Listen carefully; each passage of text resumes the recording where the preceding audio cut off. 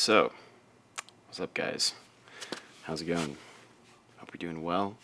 So last year I made a video on the porn industry after 4 years of being in it, and I wanted to make an updated video on that, kind of expand more onto really kind of my experience on everything. So sit tight, get some popcorn, maybe take a hit.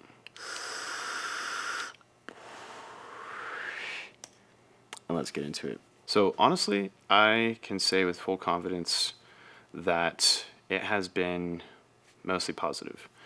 And of course, every industry has their negatives. Every industry has their ups and downs. It's the same thing with porn. It's the same thing with Onlyfans. Doing porn and Onlyfans are two, I feel like, entirely different things. Because with porn, you are hired by a studio. You either reach out to them or they reach out to you, or you know somebody to get into it. It is quite difficult, be honest. It's quite difficult to get into studio work and paid work like that. On the straight side, it is so much different than the gay studio side or the bisexual studio side. And it's it really depends who you talk to, because like one studio could treat you really well, the other studio could just treat you like fucking trash, and it really depends on the director and who is behind the scenes, who's controlling it all. That, from my experience, is what I found. It's entirely different for everyone, and of course everyone has their own preferences on everything and who they choose to work with, like models, who's going to be there, which director is going to be there. I had a very good director, my first experience with a studio called Corbin Fisher. His name was Rob, and he also, I do talk to him from time to time, and he's, I would consider, a very good friend of mine. He taught me so many things that I did not know coming into the industry, and so many things that I didn't learn anywhere else. So that was super, super cool. I met so many friends, whether it's at Next Door Studios. I've worked with Kink. I've worked with various other smaller sites. It's not really considered studios, but it's all very different. And I'm here to just kind of share my experience. It might not be like truth or false, but it's just my experience. So that's what I'm going to share with you today. And first, I want to tell you a fucking hilarious story. So when I first it was probably like, I think the third or fifth time that I got to a shoot with Corbin, and this guy, I just thought he was insane. He ended up being a really good friend of mine, and my best friend actually at the time. Unfortunately, he quit the porn industry from now on, but he let's just say his name is Joe, right? So I had a friend named Joe. Now Joe was a hoe, and he would constantly Snapchat females. For instance, I would be waking up at like 2 a.m. to go to the bathroom, right? And now at Corbin, they had like a model house where everyone's in this house, right? And so I would get up to the bathroom, and he would be on the fucking floor just jerking off. And I was like, bro, what the fuck you doing? And he was just like high out of his mind, like all the time. Hilarious dude, super crazy, but he honestly,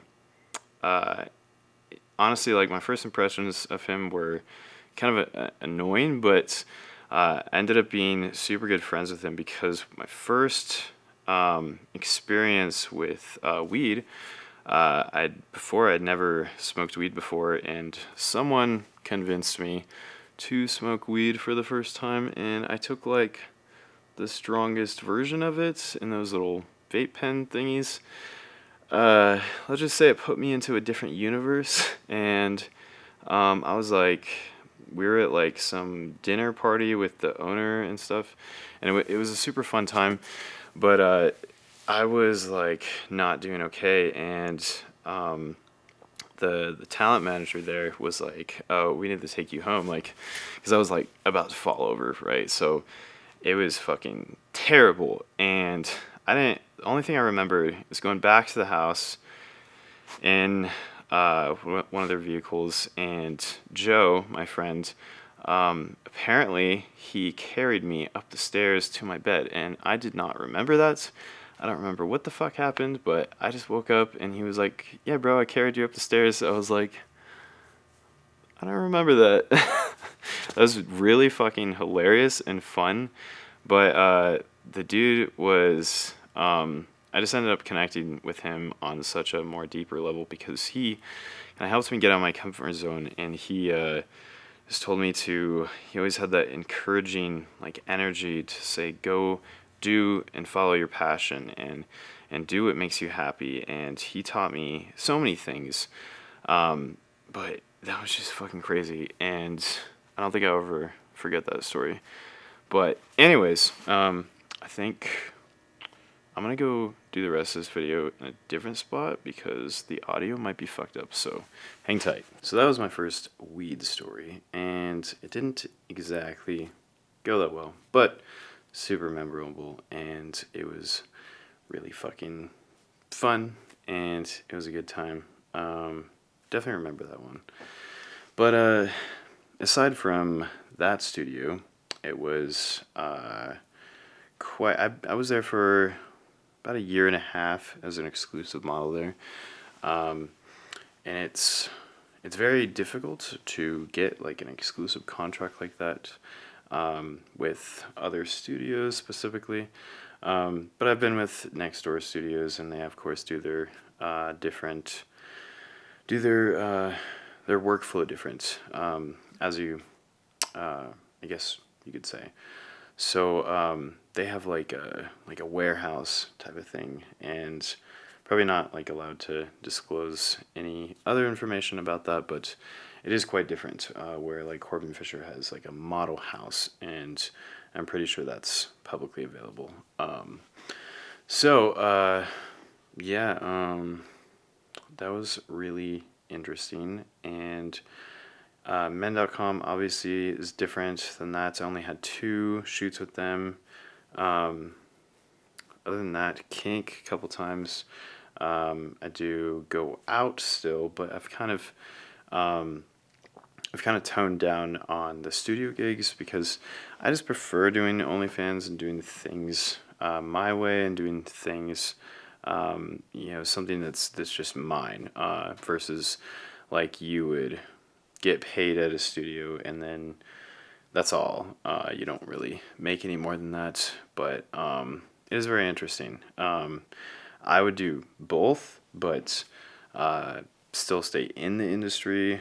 But I definitely think that OnlyFans and just the whole movement of creating your own content is more valuable in my opinion. Other people might have different experiences, but yeah, let me know what you think of that studio versus OnlyFans.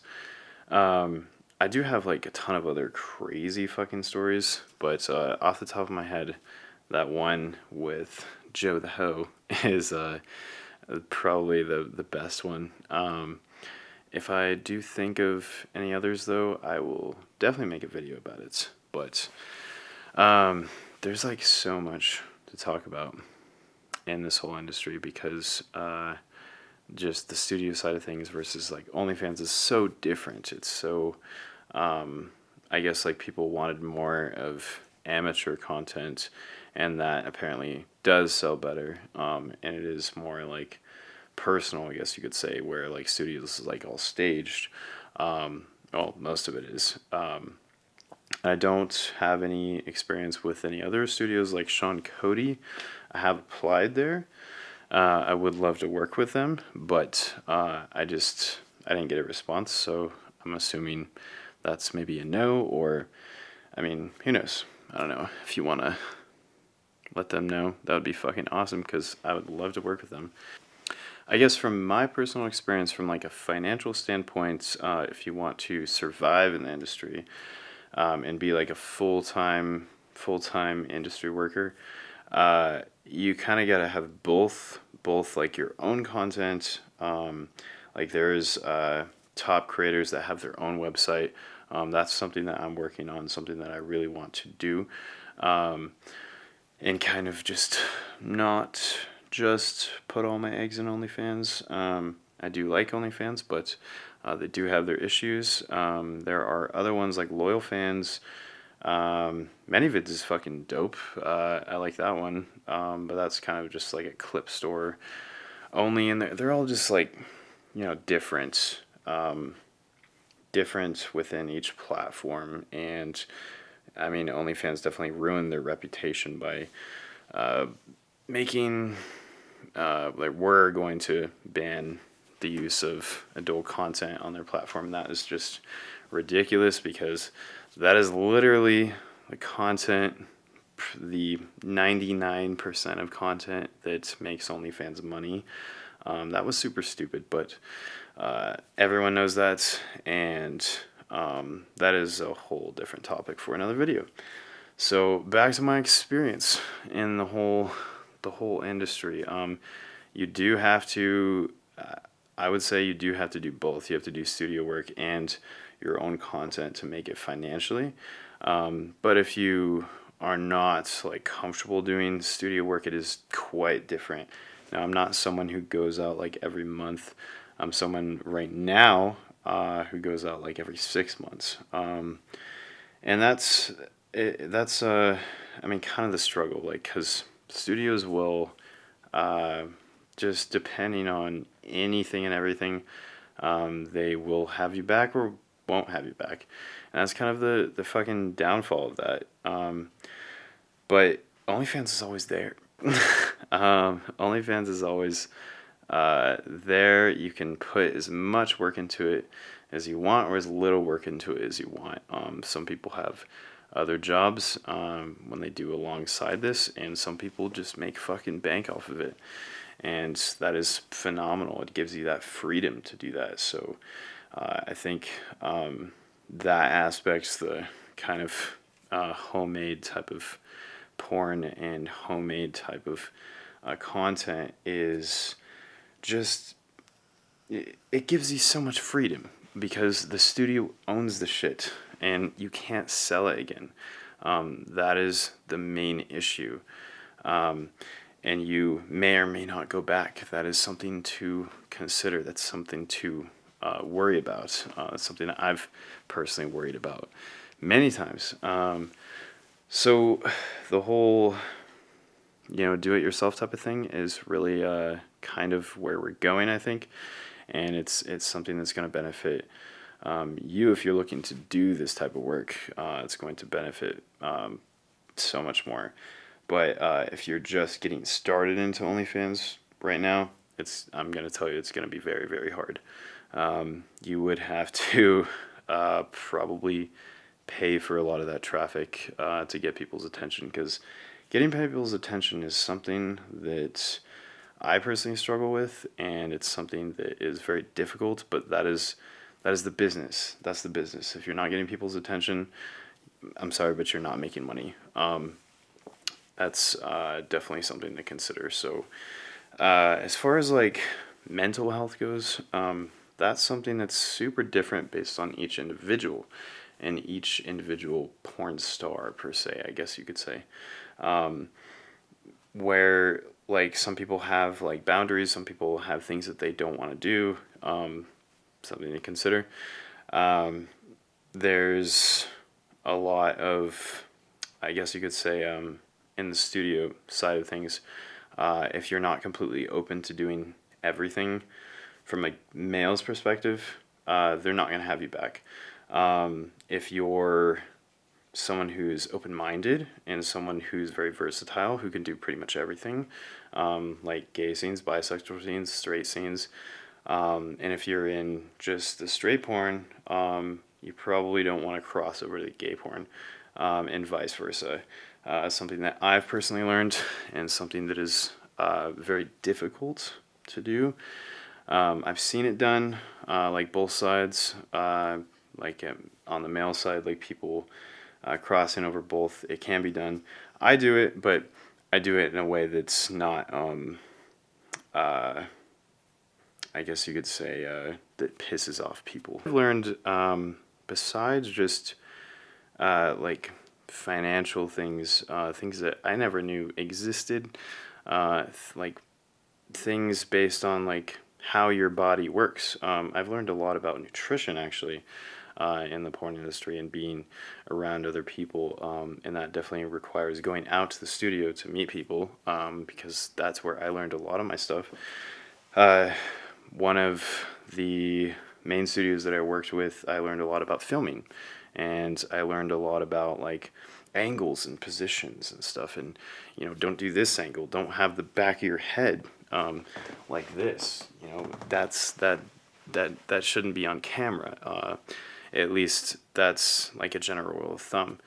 And like audio is also super important. Like this video, I've recently, since the last video, I've upgraded my audio game, and in case you're wondering, the camera I'm using, it's an A7 IV, and that is so much better than the camera that I was previously using. But it's definitely an investment if you do your own content, especially like YouTube. Personally, where you're watching this video, I love doing YouTube content because it's just a place where I can upload super high quality content, get better.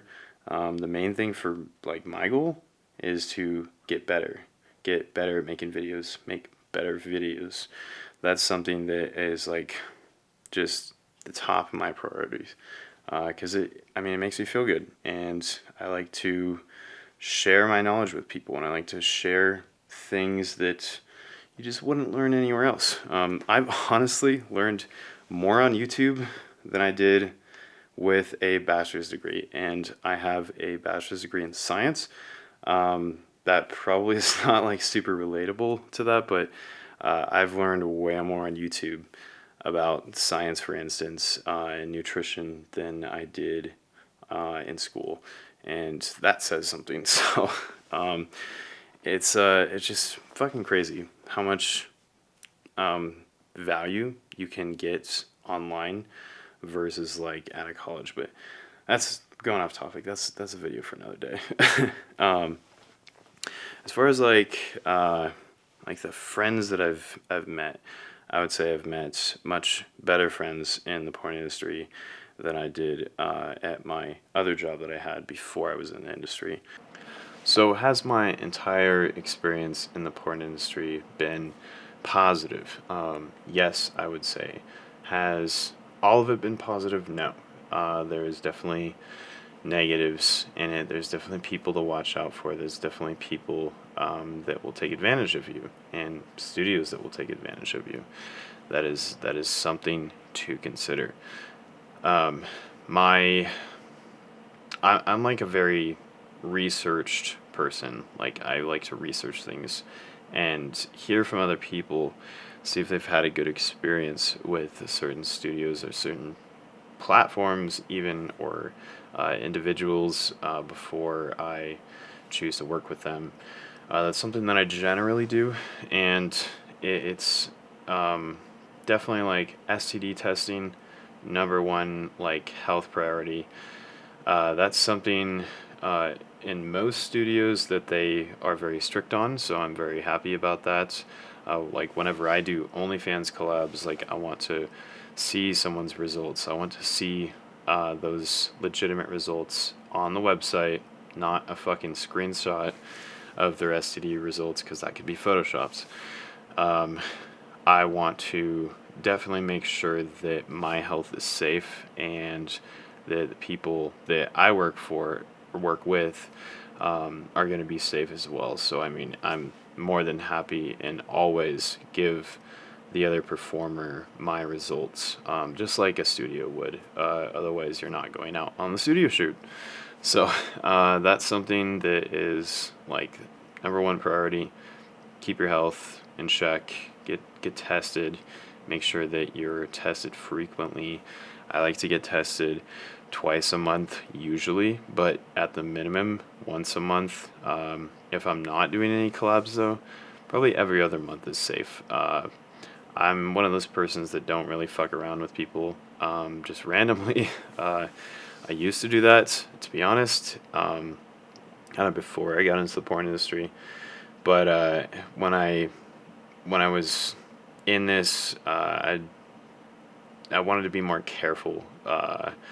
Just it kind of just opened my eyes up to where, like, you could literally just do something and it is easy to get an STD, primarily from people that aren't in the industry, from my experience. Usually people that are in studios and do studio work, you can say with like a 75% chance that they probably are clean.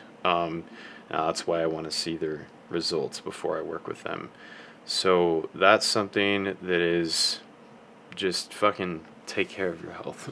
That's very important. Now, as far as like relationships go, based on my last video that I did over about a year ago, it was I was in like a really retarded situation, and I say that because it was entirely my fault. I should not have lied about my position to the ex-girlfriend that I had, and it just it ended up in a lot of bad things happening. And if you want to go watch that video, definitely give that a watch. It's I feel like I really wasn't clear on everything, and that's kind of one of the reasons why I wanted to make this video, and to just tell you guys like a little bit more in detail. And there's definitely the funny stories. There's definitely the people that I've met. There's amazing people that I met, and I'm super happy with the majority of people that I work with. I haven't really had too many bad experiences, except I did talk about a couple of scouts per se, and people that were like in the management position that I had a problem with, that weren't delivering on the content that they promised me. So definitely gotta watch out for that. Those people are literally everywhere, and you gotta just, like, you don't always know like for sure. Sometimes you do have to take a risk, and that's kind of what I did with that person that I was talking about in that last video. But it was definitely unfortunate, but I learned my lesson, and definitely learned to be more picky, and definitely do a little bit more research on who I work with. So you don't want to waste your time. We're here to have fun. We're here to make money. We're here to connect with other people. We're here to make friends, and we're here to just fucking make beautiful content. That is like the whole morale that I go by, and I want to definitely make my fans happy. I want to make content that the people, are going to connect with, content that's going to definitely be real and not staged. If you're curious what I film personally on my OnlyFans, like, I do set up my camera like I am right now, and like, for instance, with my girlfriend, we will change the camera positions, just depending on how I want it to look. But that's what kind of just makes it really creative, and I love being creative. Like, that's like something that you can't get anywhere else, and YouTube definitely makes me be a little bit more creative. And I learn from other people on YouTube, and I don't always just like look at other people's scenes and stuff. A lot of the stuff on Pornhub, for example, is not really my style, but there's definitely some videos that are fucking phenomenal, and I don't want to copy them, but I might, take some ideas from that. Because it would be pretty much impossible to copy someone anyways. Like it's just not, you're not going to get like the color grade perfect. You're not going to get like that same look that they have. Like me, I have my own look to my videos, and I'm happy with it. And yes, I do change it quite often, but I mean that's just the creative side of things, and I love doing that. I want it to give off good vibes. I want it to make the customers feel good, because that's the content that I want to make. I mean, I want to make everything positive, sexy, fun, and most definitely real. But sometimes, when you set up like a camera, it doesn't like always look super real, and that kind of depends based on your experience level. I don't have like a ton of experience with camera work, but it's something that I really find enjoyable, and it's something that I really find something that I can just really express my creative outlet, and it's really up to you how you want it to look. So that's what the beauty of making your own content is about, and you just really share what you want to share and what makes you happy. That's fucking amazing.